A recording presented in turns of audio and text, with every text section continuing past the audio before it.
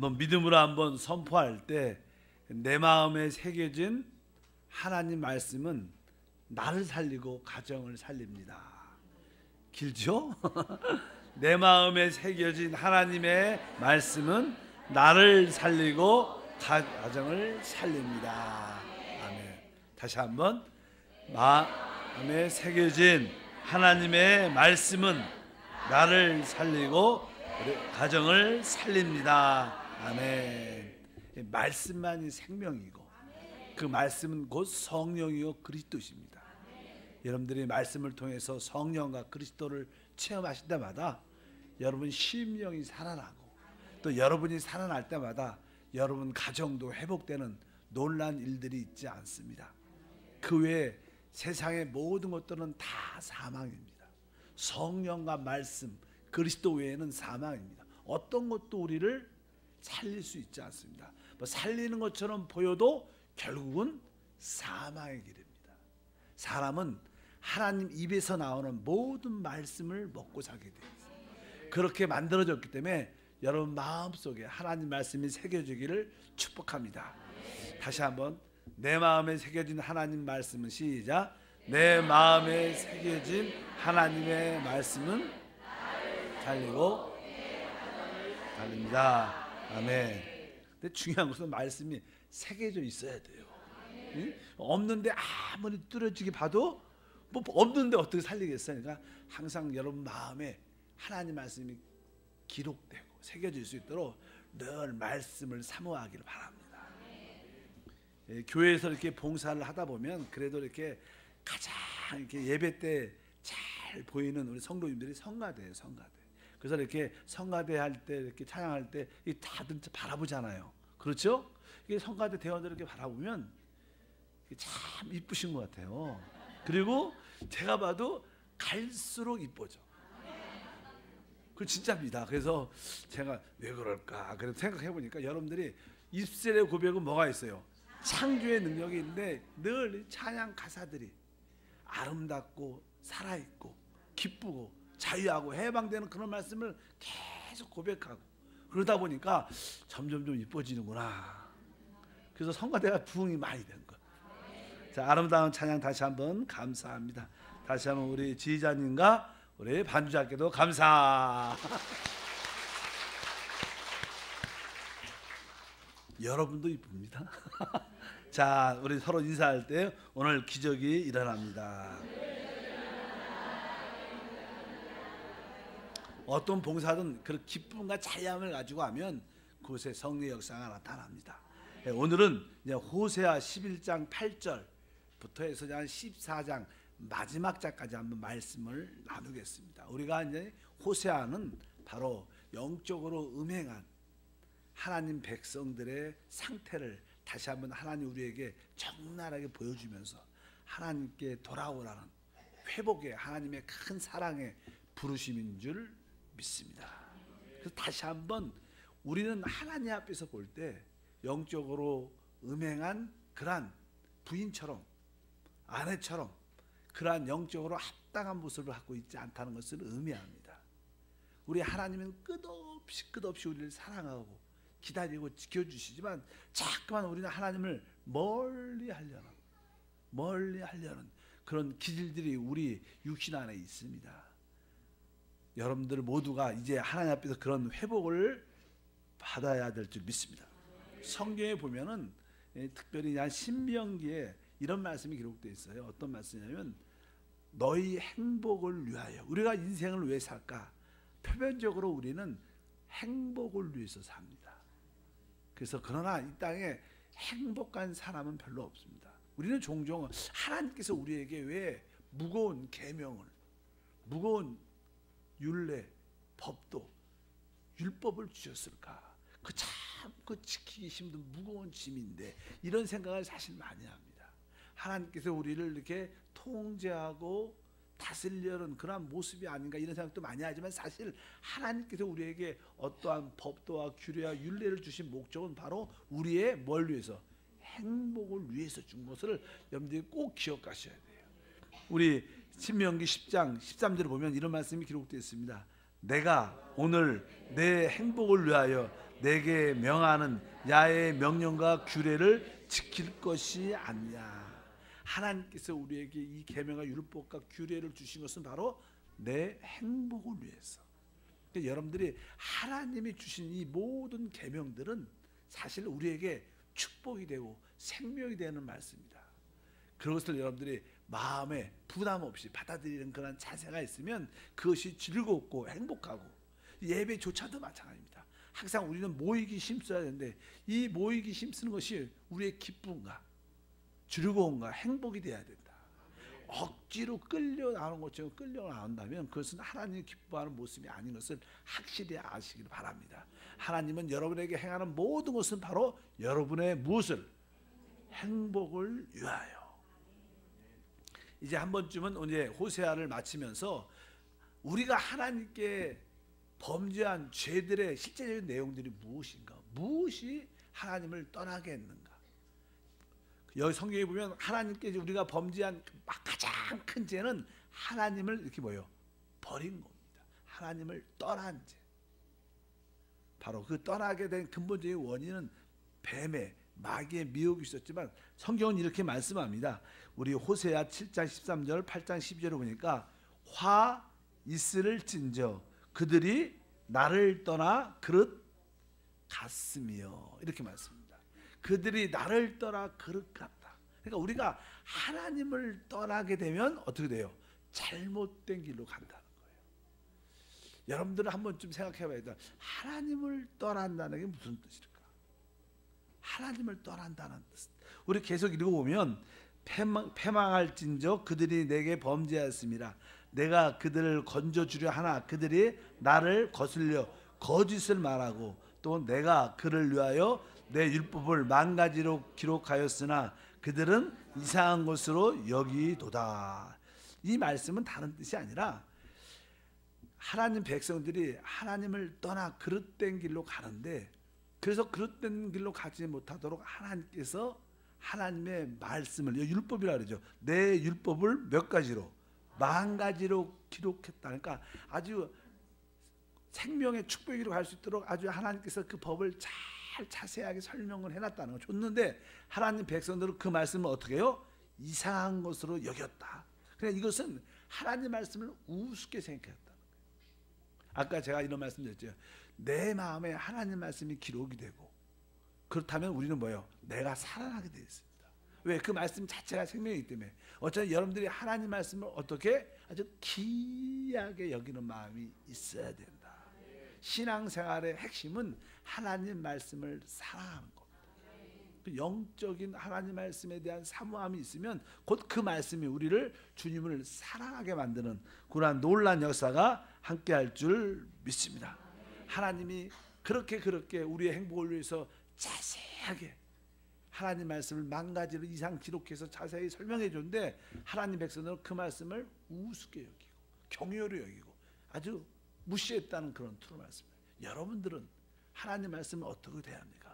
그렇다고 해서 하나님 말씀을 꼭 끼고 댕기라는 게 아니라 하나님 말씀을 마음에 새겨야 돼요. 그것이 여러분 영 안에 두어질 때 놀라운 역사를 일으킬 것이다. 그것이 첫 번째 죄입니다. 하나님을 떠나 그릇된 길로 가는데 그 이유가 하나님 말씀이 그들이 없기 때문에 그릇된 길로 갔다는 거예요. 생명의 말씀이 있어야 됩니다. 두 번째 보면 어떠한 죄가 있냐면 이 8장 4절에 이렇게 기록합니다. 그들이 왕을 세웠으나 내게서 난 것이 아니며 그들이 지도자를 세웠으나 내가 모르는 바이며 그들이 또 그 은금으로 자기를 위하여 우상을 만들었나니 결국은 파괴되고 말리라. 여기에 그냥 뒷부분에 보니까 자기를 위하여 한번 따라합니다. 자기를 위하여. 그러니까 하나님께 범죄한 내용 중에 두 번째 핵심적인 것은 뭐예요? 우리가 자기를 위해서 했다는 거예요. 우리의 삶은요 하나님을 위한 삶입니다. 사실 하나님을 위한다는 것은 사실 곧 우리에게 최고의 축복을 우리가 누리는 것이에요. 사실은요. 근데 사람들은 하나님은 생각 안 하고 자신을 위하여, 자기를 위하여 왕을 세우고, 자기의 입맛에 맞는 왕을 세우고, 자기의 입맛에 맞는 지도자를 세우고, 또 자기가 원하는 그 은가금으로 우상을 세우는 이것이 뭐예요? 큰 죄다. 여기 보니까 자기를 위하여 내가 행하는 모든 것이 진짜 자기만을 위한다면 그것은 하나의 하나님 앞에 큰 범죄가 될 수 있다는 거예요. 뭐 날 위해서 내 나쁜 짓 하는 거 아닌데 이렇게 표현할 수 있지만 사람이 창조된 목적이 하나님을 위해서 쓰임받게 돼 있어요. 그것이 회복이 돼야 진정한 행복과 축복이 다가온다. 그래서 자기를 위하여 세상 사람들은 누구를 위해서요? 자기를 위하여, 자기를 위하여. 여기에 여러분들도 내 마음에 맞는 사역자, 내 마음에 맞는 권사님, 장로님 이런 사람만 쫓아내는 그런 것이 아니라 진짜 하나님을 위해서 먼저 따르는 하나님을 위하는 성도가 되어야 됩니다. 오늘 말씀에 자기를 위하여 내가 왕을 세우고 혹시 자기를 위하여 내가 지도자, 내가 원하는 사람을 세우고 그런 사람을 쫓아내지 않나. 이것이 하나님 앞에 큰 범죄다. 진짜 우리는 하나님을 위하여 그분을 따르는 그러한 믿음이 회복되길 바랍니다. 그래서 어느 정도 처음에 이렇게 이사 오면 이렇게 여러 교회를 이렇게 탐방하고 교회를 한번 교회를 정하기로 딱 작정했으면 나는 이 교회에서 영적으로 뼈를 묻으리라. 이런 마음의 결단이 있어야 돼요. 혹시 여러분들이 어떤 교육자나 담임 목사가 마음에 안 들 수 있죠. 그럴 수 있으면 사실 담임 목사하고 이게 문제가 있으면 교회를 다니기가 쉽지가 않아요. 그러면 뭐 할 수 없이 목사님이 가든지 아니면 그분이 가든지 둘째 한 사람 가야 될 것 같아요. 더 좋은 건 이게 서로 이렇게 풀리면 되죠. 근데 그런 것을 풀 수 있는 그런 마음들. 그래서 제가 웬만하면 그런 소리는 안 하지만 종종을 하잖아요. 진짜 가장 좋은 행복한 성도는요. 여러분이 봐서 여러분이 기도 가운데 성령께서 감동 주셔서 하나님이 이 교회를 보내주셨다. 나를. 그리고 여러분들이 존경할 수 있는 그런 영적인 인도자의 목사님을 사랑하면서 하나님 말씀을 배우고 예배하고 봉사할 때 가장 행복해요. 그 마음에 안 드는 그 목사님과 함께 같이 가려면 그거 쉽지 않습니다. 그럴 때 여러분들이 하나님 앞에 기도하고 진짜 존경할 만한 그런 목사님을 찾아서 그 교회를 섬기면서 축복받고 기도하고 재밌게 다니는 게 신나는 교회예요.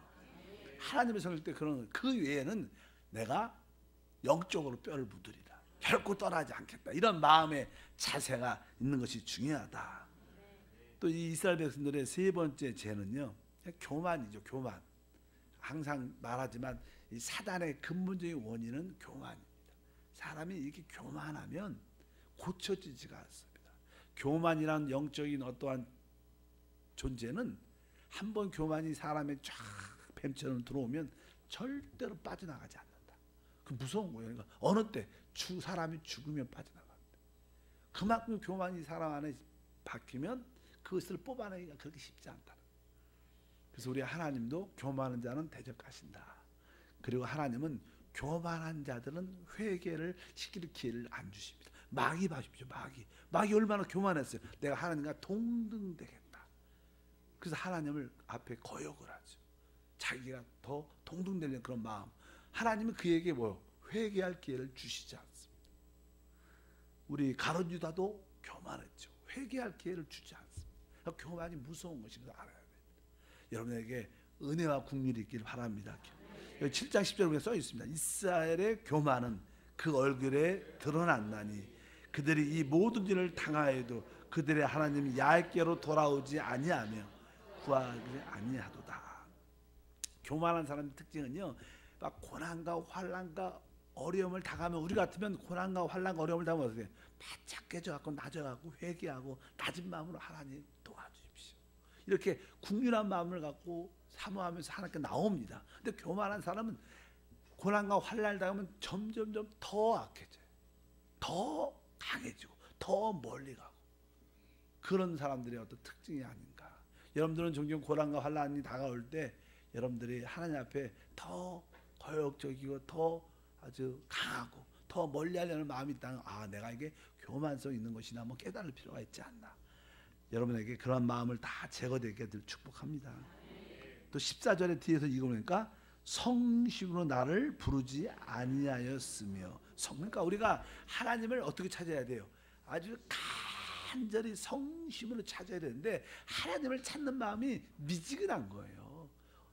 지금 여러분들이 뜨겁든지 차갑든지 해야 되는데 하나님을 나와서 찬양하고 기도하고 부르짖을 때는 한번 열정적으로 해야 되는데 이것도 아니고 저것도 아니고 그것도 죄라는 거예요.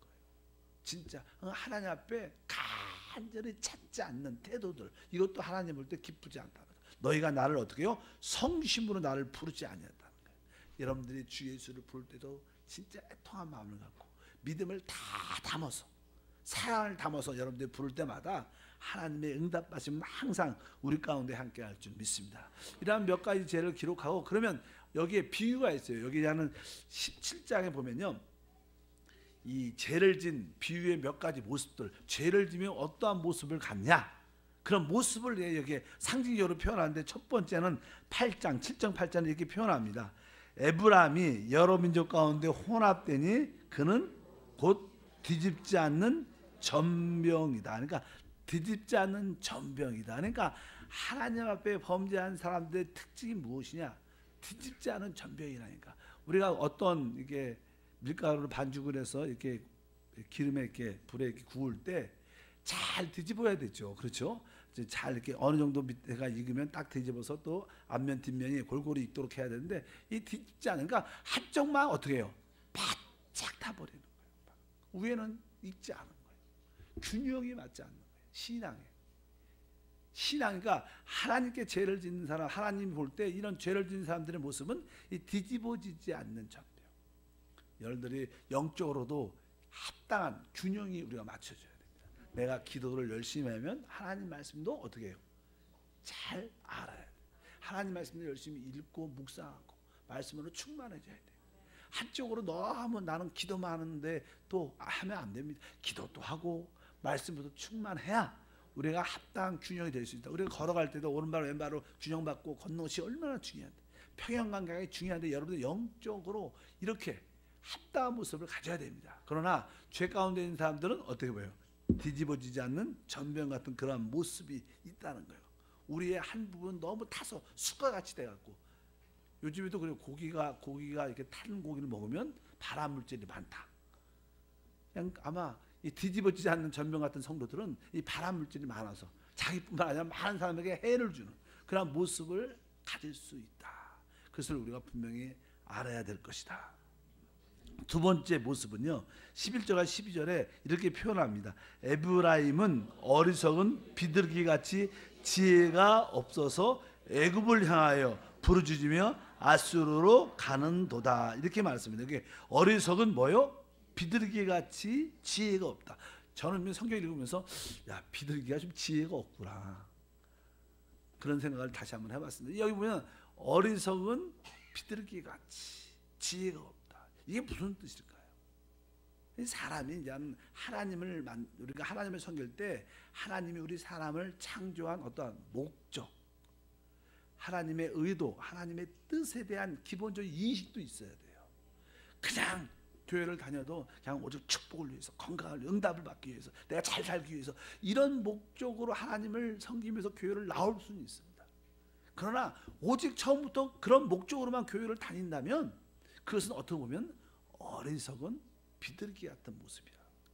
여러분들이 하나님의 창조의 계획과 목적과 또 하나님께서 영적으로 하나님의 교회를 세워가는, 건축하는 그러한 하나님의 경륜에 대한 이해도 있어야 된다는 거예요. 믿으시면 아멘. 여러분들이 하나님의 뜻과 목적을 이루는 방법이 무엇인가, 이런 생명과 영에 대한 기본 인식으로 교회는 하나님의 생명과 교회로 건축되는 거라. 이 교회의 건축이라는 것은 내가 모든 성도가 한 마음으로 연합되는 것이구나. 이러한 기본적인 인식도 있어야 되지, 그런 거에 전혀 상관없이 나의 개인적인 축복을 위해서 만약 교회를 다닌다면 오늘 말씀에 어리석은 비둘기같이 지혜가 없는 사람이죠. 이스라엘 백성들도 그들이 이스라엘 백성을 하나님 백성으로 사는 목적이 무엇인가? 하나님의 영광을 드러내는 거죠. 하나님의 이름을 선포하고 하나님 말씀을 온 땅에 확장시켜 나가는 것인데, 그런데 관심이 없고 잘 먹고 잘 살고 즐겁고 쾌락과 즐거움에 사는 그런 모습만 갖고 있다는 거예요. 하나님의 경륜에 대한 이해를 갖지 못했다는 거예요. 여러분들은 여러분을 창조하신 하나님의 뜻과 목적에 대한 이해를 갖고 있어야 돼요. 하나님이 또 내 안에서 어떻게 날 역사하시는가, 그런 데는 기본적인 이해도 있기를 저는 축복합니다. 우리 한세 우리 모든 성도들은 하나님의 경륜에 대한 그런 이해와 뜻과 목적을 다 갖고 있는 줄 믿습니다. 그래야 진짜로 어리석은 비둘기같이 되지 않고 하나님의 생명을 공급하는 참된 일꾼들이 될 수 있다. 너무나 많은 사람들이 이 시대에 하나님 말씀에 대한 이해와 지식이 부족합니다. 피상적으로 주님께서 베드로에게 고기를 잡으라고 말씀하셔서 깊은 데로 가서 영적으로 여러분이 기품도 있어야 된다. 그런 은혜가 있기를 바라겠습니다. 또 세 번째로 7장 16절에 보면 또 하나의 표현이 있는데 그들은 돌아오나 높으신 자에게로 돌아오지 아니하니 속이는 활 같으며, 여기 보면 속이는 활 같다. 여러분, 속이는 활 같다. 활은 어떻게 해서 이미 이렇게 활체에서 이게 활이 날아가죠. 쫙 날아가는데 이 사실 이제는 활이란 것은 어떻게 공격하는 무기죠. 어떻게 보면. 그러니까 우리의 봉사 섬기면 사람을 얻어, 결국 우리가 사람을 얻을 때마다 한편적으로 뭐예요? 하나님께 영광이 되고 사단에게는 부끄러움과 패배를 안겨주는 그런 영적 전쟁의 승리가 있어야 된다는 거죠. 그런데 우리가 봉사하는 섬김은 하나님 나라와 전혀 상관이 없는, 하나님께 영적으로 유익이 되지 않는, 하나님의 권익에 도움이 되지 않는 그러한 봉사 섬김이 돼서는 안 된다. 우리가 쏘는 활은 원수를 명중시키고 이기는 그런 활이 돼야 되는지, 속이 날아가긴 날아가는데 허공으로 쓸데없는 데로 날아가서 아무런 쐈는데 의미가 없는, 도움이 되지 않아. 이런 속이는 활이야. 그런 게 원수에게 정확하게 목표를 쏴서 승리를 이기는 우리 모두가 될 줄 믿습니다. 그러니까 여러분들이 하나님 나라를 위해서 여러분들이 기도하고 하나님 나라를 위해서 봉사할 때 거기에 신실함이 있어야 돼요. 믿으시면 아멘. 그런 것을 바로 우리에게 정확한 의미 있는 활이 되는 거예요. 여기 보면 속이는 활이 돼서 안 됩니다. 나의 봉사 속이면 확실하게 하나님 나라의 확장에 도움이 된다. 우리가 보통 그냥 기도를 해도요, 사람들 영혼을 기도, 하나님 한세에게 부흥을 주시옵소서, 이런 기도는 어떻게 보면 속이는 활 비슷할 수도 있어요. 왜? 그냥 사람에 대해서 분명하게 하나님 그 성도, 내가 기도하는 그분이 분명히 나올 수 있도록 그분의 이름도 바라보고 이름도 불러가고 얼굴도 바라면서 그가 교회에 걸어오는 모습, 같이 옆에 앉아서 예배하고 찬양하고 기도하는 모습, 하나님께 쓰임받는 일꾼이 된 모습을 늘 바라보고 분명한 기도를 해야지 정확한 목표가 되는 거예요. 활은 목표가 정확해야 되죠. 아무 데나 써 의미가 없는 것처럼 그냥 뭉뚱그려서 하나님 대한민국도 축복해 주시고 하나님 우리 교회도 축복해 주시고 이렇게 대충 기도하는 것은 어떻게 보면 속이는 활 같은 기도가 될 수 있다. 우리가 한나라에 직접적인 영향을 줄 수 있는, 사단에게 패배를 줄 수 있는 그런 기도의 활을 쏘셔야 된다. 믿으시면 아멘. 여러분들에게 명중시킬 수 있는 그런 활을 쏘셔야 된다. 그것이 봉사도 기도도 모든 것이 마찬가지다. 바로 오늘 하나님께 합당치 않는 모습은 뒤집어지지 않는 뭐요? 전병. 그 다음에 지혜 없는 뭐요? 비둘기 같은 자가 돼서 안 되고, 바로 세 번째는 속이는 활 같은 그런 모습을 말합니다. 참된 하나님 백성이 돼야지, 하나님의 자녀가 돼야 이런 모습을 가져서 안 될 것이다. 그래서 하나님이 이런 사람들에게는 어떤 징계를 하죠. 근데 징계 배후에는 하나님의 크신 사랑이 있습니다. 그래서 항상 이 구약의 선지자들이 선지서를 쓸 때는 마지막 때 이스라엘 백성들이 우상과 하나님을 떠남으로 말미암아 하나님께 징계받고 멸망하는 그런 상황 가운데 섰기 때문에 항상 징계라는 그런 단어가 많이 나옵니다. 근데 그 징계 배후에는 하나님의 사랑이 있다는 것을 믿으시길 바랍니다. 종종 하나님도 우리에게 징계하실 때가 있습니다. 근데 우리가 그 징계를 받을 때 낙심하지 말고 하나님의 사랑인 것을 분명히 깨달아야 될 것이다. 그래서 종종 우리에게 어떠한 어려움이 다가올 때는 벼랑간에 어려움이 다가올 수 있다는 것을 여러분들이 기억하셔야 됩니다. 괜찮을까 그게 아니라 어느 순간에, 오늘 성경에 보면 호세아 8장 1절에 나팔을 내 입에 댈지어다 원수가 독수리처럼 야의 집에 덮치리니, 이렇게 말씀합니다. 독수리처럼, 여러분 이렇게 종종 이게 독수리가 콩중 높아서 이렇게 날다가 어떤 먹이를 딱 보면 그냥 쏜살같이 날아가서 먹이를 탁 치어 잡아갑니다. 우리가 밑에 있는 땅에 있는 이 짐승들은 몰라요. 어디서 오니까 땅에만 늘 보고 있어, 위에서 날아오는 걸 볼 수가 없으니까. 그러니까 이게 독수리같이 야의 집에 덮칠 것이다. 하나님의 징계가 그렇게 다가올 수 있다는 거예요. 깨달아야 된다. 무서워하지 말고 깨닫길 바랍니다. 그 다음에 또 하나의 말씀은 8장 8절에 보니까 이스라엘은 이미 삼켜졌은즉 이제 여러 나 가운데 있는 것이 즐겨 쓰지 아니하는 그릇 같도다. 이게 무슨 뜻이냐면 이제 주변에 있는 모든 사람들이 그 사람을 싫어한다. 어떻게 보면 왕따 같은 표현이 왕따. 그러니까 하나님께 징계를 받을 때는요, 모든 주변에 있는 사람이 다 싫어하는 거야. 아우 저분은 뭐 이렇게 하면서 이렇게 영적인 왕따가 되는 거야. 하나님도 아무도 도와주지 않는 거야. 아무도 관심이 없는 거야. 그렇게 하나님께서 우리를 징계할 수 있다는 거예요. 혹시 그런 모습의 상태가 있다면 우리는 어떻게 해요? 회개하고 돌이키면 됩니다. 하나님이 하나님의 영적인 자녀이기 때문에 회복의 목적으로 하십니다. 근데 결국 하나님은 어떻게 우리를 이렇게 합력할 선을 이루십니다. 그러니까 이 호세아의 결국 14장도요. 하나님이 우리에게 그 무궁한 사랑 우리를 회복한다. 그래서 여러분들이 그 하나님의 사랑을 신뢰하고 이제 죄와 세상과 마귀에 속한 것을 다 털어버리고 하나님께 돌아오면 하나님께서 우리를 회복하는 놀라운 변화없는 사랑이 함께할 것이다. 아까 그 호세아 선지자가 고뇌를 끊임없이 받아들이는 것처럼 하나님 우리를 끊임없이 무궁한 사랑으로 기다리시고 인내하시고 우리를 품어주시는 그런 은혜가 충만할 줄 믿습니다. 우리 11장 8절에 오늘 읽었죠.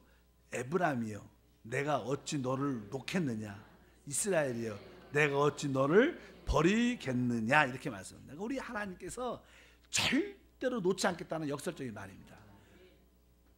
하나님께서는 바로 우리의 이름을 자기의 손바닥에 새겼다, 이런 말씀이 있죠. 그러니까 젖먹이의 어미가 자기 자식을 잊을지라도 어떻게 자기가 직접 난 아이를 어떻게 잊을 수 있겠냐는 거예요. 엄마가 잊지 못한다. 그런데 하물며 그런 젖먹이는 아이를 엄마는 잊을 수 있을지라도 나는 너희를 잊지 않겠다.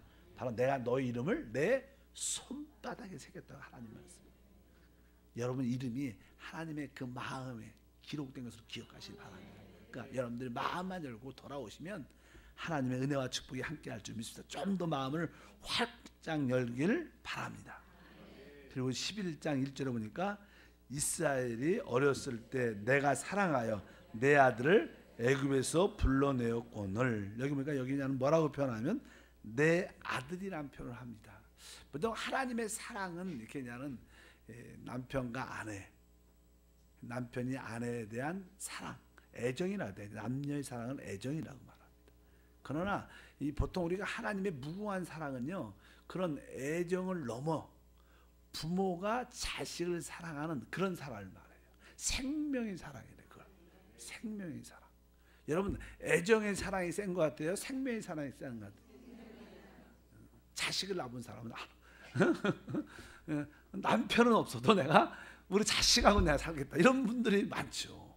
그래서 이 남자들이 종종 시험에 든대요. 왜요? 이 엄마들이 그냥 서로 그냥 아기 결혼하고 나서 나는 아이가 없을 때까지는 이렇게 서로 이렇게 애정적인 사랑을 많이 하다가 아이를 이렇게 출산을 딱 하면 엄마의 그냥 모든 마음이 누구한테 가요? 아이한테 가니까 그 아빠한테는 이렇게 소홀해지니까, 그래서 종종 시험에 든 아빠들이 있다. 실제로 그런 얘기를 하더라고. 섭섭해하고. 그러면 여러분도 그러죠. 무슨 내가 아기를 사랑하는데 딴 사람 사랑하는 것도 아닌데, 그렇게 말할지 모르지만 어쩌든지 여러분도 잘 균형을 맞추셔서 남편들의 이 마음이 아플 때가 있구나 이해를 하시길 바랍니다. 일단은 여기 보면 하나님의 사랑은 생명의 사랑. 그래서 이 생명의 사랑 이런 단어가 아주 감동을 받아야 돼요. 하나님 나를 그렇게 사랑하는 거예요. 왜? 우리는 누구예요? 아들이에요. 우리는 하나님의 생명을 진짜로 받은 자들이에요.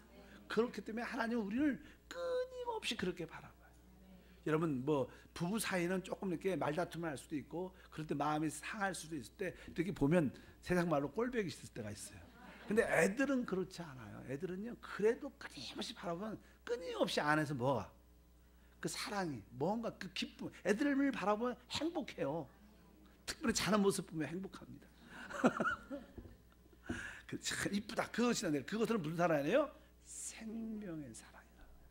하나님의 사랑은 무궁한 사랑인데 애정의 사랑을 넘어 어떤 사랑이요? 생명의 사랑. 그래서 우리를 그렇게 사랑해서 그 아들을 그분 스스로 이 땅에 오셔서 자기 생명과 우리를 바꾸신 거예요. 보통 우리 아빠들은 잘 모르겠지만 엄마들은 자기 진짜 자식, 어린 자식과 목숨을 바꿀 수 있는 그런 마음이 있을 거예요.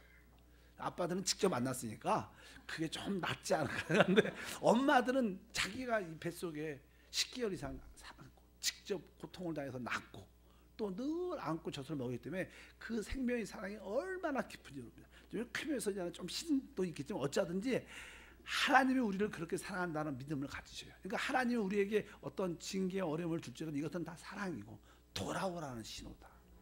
근데 우리는 이 마귀가 우리 안에 뭐를 죄라는 것을 주입해 나가고 그것이 나는 육신의 정욕, 안목의 정욕, 이 세상의 자랑인데 그것이 그렇게 아름답게 보입니다. 보암직하고 먹음직하고 지혜롭게 할 만큼 탐스럽게 잠깐 보이는 그게. 그래서 잠깐 우리는 거기에 뭐예요? 손을 대죠. 그리고 자꾸만 그쪽 방향으로 날아가요. 근데 사실 그것이 보암직하고 먹음직하고 지혜롭게 하고 탐스럽지만 그것을 먹으면 결국 어떻게 해요? 우리의 뭐 죽으면 딱 죽는 게 아니라 그것이 우리에게 진짜 고통과 아픔이 되죠. 그것이 곧 사망이니까. 그것이 아마 내가 딱 먹고 죽으면 편하죠. 근데 우리에게는 끝이 없습니다. 우리 사람은 영원히 삽니다. 늘 말하는 영원히 산다. 그러니까 그러한 고통과 아픔을 영원히 느끼는 게 얼마나 슬픈 거예요. 그게 무서운 거지 사실은. 그냥 딱 죽어 끝나면 얼마나 편하겠어. 근데 그게 아니라 그때부터 진짜 시작인 거. 그러니까 하나님이 그것을 아시는 거죠. 그래서 어차피 우리를 회복하려고 우리가 그곳이 그렇게 두려운 곳이니까 하나님이 가지 못하고 우리에게 징계와 채찍을 하는 것을 여러분들이 기억하시고 하나님 마음을 품으시길 바랍니다. 우리도 고멜같이 늘 하나님을 멀리 하려는 그런 요소가 많습니다. 또 하나님과 가까이 했다가 우리 눈에 볼 때 아주 먹음직하고 보암직하고 지혜롭게 할 만큼 탐스럽고 그것을 뭐라 그래요? 육신의 정욕이라 그래요. 그러니까 먹음직하다 이건 뭐예요? 육신의 정욕. 보암직하다 이건 뭐예요? 안목의 정욕. 그 다음에 지혜롭게 하고 탐스럽다. 그러면 이 세상의 자랑을 말하. 그것이 그냥 점점 자라갖고 이 세상은 뭐예요? 다 그렇게 짜여있던 거예요. 아담도 처음에 그 선악과에 왔을 때 그렇게 느낀 것처럼 바로 이 세상은 다 이 선악과의 모습, 아름다운 모습 다 먹음직, 보암직, 지혜롭게 탈선받다. 바로 육신의 정욕, 안목의 정욕, 이 세상의 자랑으로 우리를 늘 미혹하지만 여러분들이 그것을 단단하게 떨쳐버리고 하나님께 돌아오는 그런 은혜가 있으면 조금 손해보고 아픈 것 같지만 여러분들이 결단을 딱 하면요 뱃속이 편하고 여러분의 참된 자유와 해방이 있을 걸 믿습니다. 그래서 그런 마음을 갖고 하나님이 계속 오늘도 호세아를 통해서 우리를 부르시는 거예요. 고멜들아 돌아와라. 세상을 사랑하는 마음에서 돌아와라. 육신을 따라 행하는 것에서 돌아와라. 그렇게 계속 자기를 사랑해서 돌아오라고 계속 말씀합니다. 그럴 때 우리가 오늘 하나님 말씀을 통해서 깨닫고 돌아올 줄 믿습니다. 우리가 자꾸만 안 돌아오면 나중에 하나님이 이렇게 손을 어떻게 해요? 대시죠. 되고 싶어서가 되게 아니라 어쩔 수 없이 손을 대시는 경우가 있어요. 그때 많이 아프겠지만 그래서 많은 사람이 돌아오지만 어쨌든 여러분들이 하나님의 그 사랑을 기억하시기 바랍니다. 마지막에 호세아 14장 8절에 보면 이제 결론이죠. 결론 9절까지 있는데 마지막 8절에 말씀을 다 같이 한번 읽어보니까 에브라임의 말이 내가 다시 우상과 무슨 상관이 있으리요 할지라 내가 그를 돌아보아 대답하기를 나는 푸른 잣나무 같으니 내가 나로 말미암아 열매를 맺으리라 하리라. 이게 나는 우리 호세아 14장 마지막에 부분에 이렇게 말씀합니다. 이제는 그 하나님께 참으로 돌아온 우리 모두가 내가 다시는 우상과 상관하지 않겠습니다. 다시는 내가 세상으로 나가지 않겠습니다. 오직 하나님만을 나의 모든 것을 취하겠습니다. 이런 고백을 하죠. 그러면서 이제 그러니까 하나님께서 우리들에게 대답하죠. 하나님 뭐라고 대답해요? 나는 푸른 잣나무 같다. 이것은 이 푸른 잣나무는 그분이 뭐예요? 살아계시고 아주 풍성하다. 생명 푸른 잣나무. 그분은 살아계시고 다른 뜻이 아니라 바로 늘 생명으로 풍성하다는 그런 뜻을 말씀합니다. 그러면서 결국 내가 나로 말미암아 뭐예요? 열매를 맺으리라. 뭘 맺어요? 여러분 열매를 맺는다는 것은요 이 나무와 그 열매는 뭐예요? 사실이요 하나죠. 하나. 그래야지 열매 맺죠. 원래 그렇죠. 그러니까 나는 포도나무에 너희는 가지다. 그래서 열매를 맺죠. 이건 뭐예요? 포도나무와 가지는 뭐예요? 그 결과 하나가 된다. 그러니까 우리가 주님과 연합된 참된 모습의 실제를 갖게 된다는 거예요. 우리가 하나님께 회개하고 돌아오면 여러분들이 무엇을 느끼냐? 아, 내가 하나님과 하나구나. 여러분들이 하나님과 하나님을 느낄 때 여러분 그분을 누리면서 여러분 삶 속에 뭘 맺어요? 열매가 있게 돼요. 그것과 하나님과 하나됨을 최고의 축복으로 갖게 될 것이다. 그 다양한 풍성한 열매를 우리가 누리게 될 것이다. 결론은 그겁니다. 그러니까 나로 말미암아 뭐예요? 열매를 먹을 것이다. 우리의 신앙이 무엇이냐? 신앙은 다른 게 아니라 하나님과 내가 하나님이 확인하는 거예요. 마지막 우리 주님이 그렇게 쉽게 얘기했던 나는 포도나무요 너희는 가지다. 그것은 비유가 아니라 실제입니다. 여러분들이 주님과 연결되어 있고 하나 되고 그 생명을 늘 누리면 자연스럽게 여러분에게 열매가 맺혀지는 놀란 누림을 갖게 될 것이다. 이렇게 이제는 우리 호세아는 우리에게 결론을 내줍니다. 우리 다시 한번 우리 끝에 내가 나로 말미암아 열매를 시작. 내가 나로 말미암아 열매를 맺으리라. 아, 내가 주님과 유기체적인 참된 연합의 하나구나. 아, 내가 주님과 진짜 하나구나. 이것을 진짜로 우리 모든 성도들이 깨달을 때 하나님의 뜻과 목적이 우리 가운데 온전히 이루어질 것이다. 바로 그럴 때 여러분들이 하나님의 간증과 표현이 될 것이다. 이렇게 말씀하는 줄 믿습니다. 우리는 다 죄로 말미암아 고멜 같은 그런 타락한 끼를 다 가지고 있어요. 어떤 누구도 거기서 제외되지 않아요.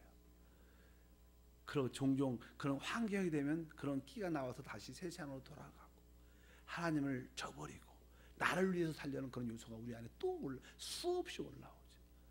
그럴 때마다 그것이 일시로는 반짝하고 좋은 것 같지만 시간이 지나면 그것이 우리에게 도로 아픔이 되고 고통이 될 때, 그럴 때 우리는 다시 한번 마음을 열고 하나님께 돌아오는 마음을 가지고 하나님은 무궁한 생각으로 기다려 주시고 계십니다.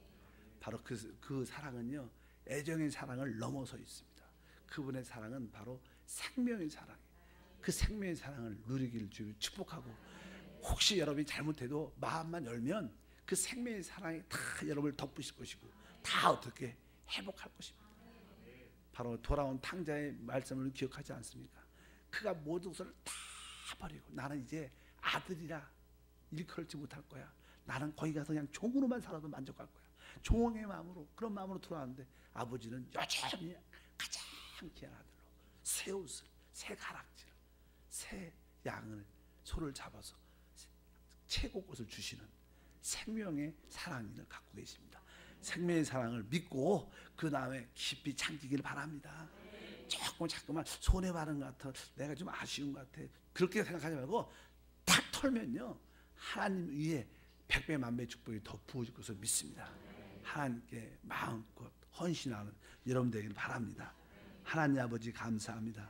우리 모두가 하나님의 마음을 알고 깨닫게 도와주시고 애정의 뜨거운 사랑을 넘어서 생명의 사랑으로 우리를 기다리시는 하나님 마음을 읽게 도와주시고, 우리뿐만 아니라 우리 이 세상에서 방황하고 절망 가운데 그들을 회복할 수 있도록 은혜를 더하여 주옵소서. 주 예수 이름으로 기도합나이다. 아멘. 자, 옆 사람과 한번 인사할 때 하나님의 사랑은 생명의 사랑입니다. 이렇게.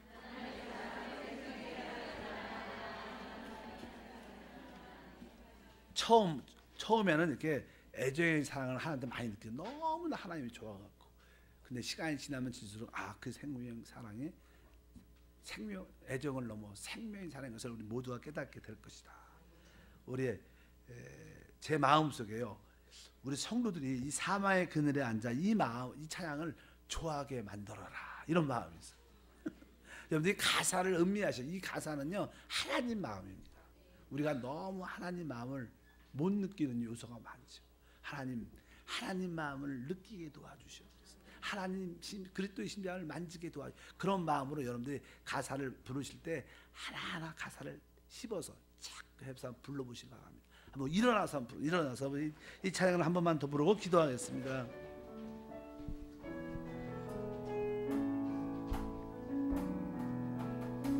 사망의 그늘에 앉아 죽어가는 나의 백성들, 절망과 굶주림에 갇힌 저들을